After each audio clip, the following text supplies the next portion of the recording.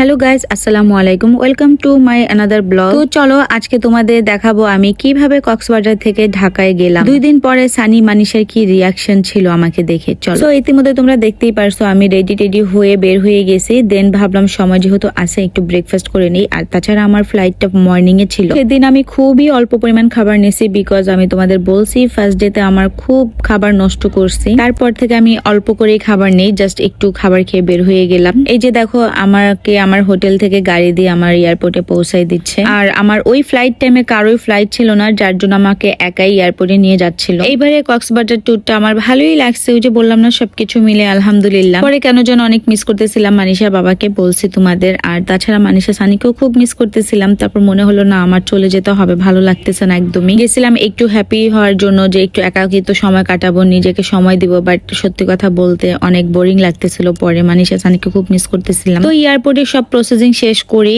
আর আমার হাতে তেমন ওইরকম লাগেজ ছিল না, জাস্ট আমার হ্যান্ড লাগেজ ছিল। তো আমি এটার বেল্টে আর দেই নাই, আমি এটা বললাম আমি হ্যান্ড ক্যারি করব। তো প্লেনের গেটে আসার 5-6 মিনিটের মধ্যে প্লেন চলে আসে। দেন আমাদের বলল হেঁটে একটু যেতে হবে। আর ওই সময়টা বৃষ্টি হচ্ছিল, সবাইকেই ইউএস বাংলা থেকে একটা একটা করে ছাতা দিছিল। তো এক হাতে ছাতা, এক হাতে মোবাইল, আবার লাগেজ। তো আমার একটু কষ্ট হচ্ছিল। তো তারপরে তোমাদের সাথে শেয়ার করব বলে একটু ভিডিও নিলাম। তো আমার এই ভিডিওগুলো আমি একাই করতেছিলাম। হয়তো বৃষ্টি না হলে কাউকে বলতাম একটু ভিডিও নিয়ে দিতে, বাট যেহেতু বৃষ্টি হচ্ছিল সবাই সবার মতোই ব্যস্ত ছিল। আর আমি সবাইকেই বলছি যে আমার ভিডিওগুলো সমুদ্রের পাড়ে যখন ছিলাম বা সুইমিং এ ছিলাম আদার্স মানুষ দিয়ে করাইছি। আর রুমের কয়েকটা ভিডিও ছিল, সেটা আমার যে বডি মাসাজ করে দিছিল যে আপুটা, ওই আপুটাকে দিয়ে আমি কয়েকটা ভিডিও করাইছি। আমার প্রত্যেকটা ভিডিও যারা দেখে তারা সব জানে, আর যারা না দেখে উল্টা পাল্টা ভাবে আইসা হুটহাট কমেন্ট করে আর ফুট করে একটা করে কোশ্চেন করে। এর জন্য বলবো ফার্স্টে থেকে ভিডিও দেখলে কেউ আর এভাবে কোশ্চেন করে না। সো যারা জানতে চাইছো আবার আমার এই ভিডিওগুলো কে করে দেয় বা কে করে দিছে, তাদের জন্য আবার বললাম। তো দেখতেই পারছো আমি প্লেনে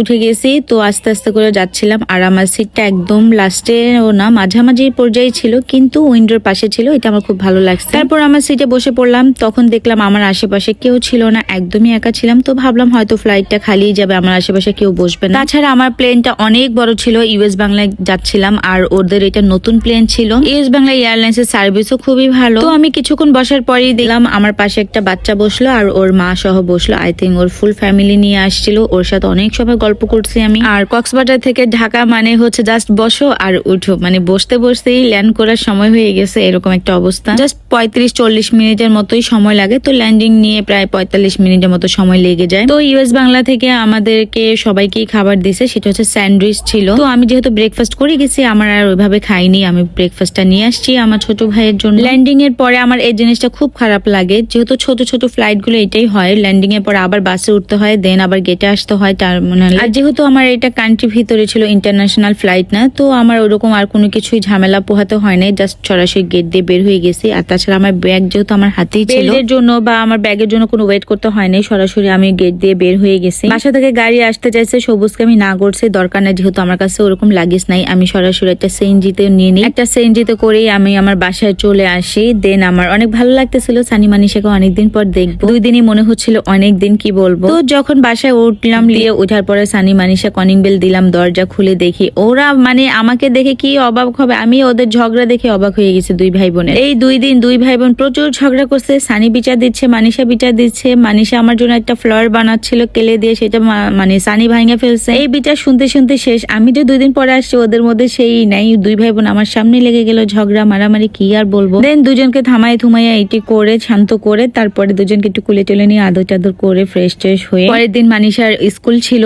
সো তোমাদের নেক্সট ব্লগে দেখাবো বা জানাবো মানিষাকে কোন স্কুলে ভর্তি করছি। তো মানিষার কিছু কেনাকাটা ছিল স্কুলের জন্য, সেখানে মানিষার আমি রেডি হয়ে বের হয়ে গেলাম কেনাকাটার জন্য। দেন মানিষাকে কেনাকাটা শেষ করে বাসায় দিয়ে আমি আবার চলে গেলাম আমার জিমে। তো আমার জিম শেষ করে আমি বাসায় চলে আসি। সো এটাই ছিল আমার কক্সবাজার থেকে ঢাকায় আসার ব্লগ। কার কাছে কেমন লাগছে অবশ্যই কমেন্ট করে জানাবার। আমি জানি আমাকে তোমরা অনেকেই আসো, অনেক ভালোবাসো। সো তাদেরকেও আমি অনেক ভালোবাসি। So love you all. আর আমার ফুল ব্লগটা যে দেখছো সে অবশ্যই কমেন্টে লাভ ইউ টু বলবা। সো যে যেখানে আসো ভালো থাকো, সুস্থ থাকো, দোয়া করি। তোমরাও আমার ছেলে মেয়ের জন্য দোয়া করো। So bye bye, tata and take care. Thanks for watching my blog. Bye by.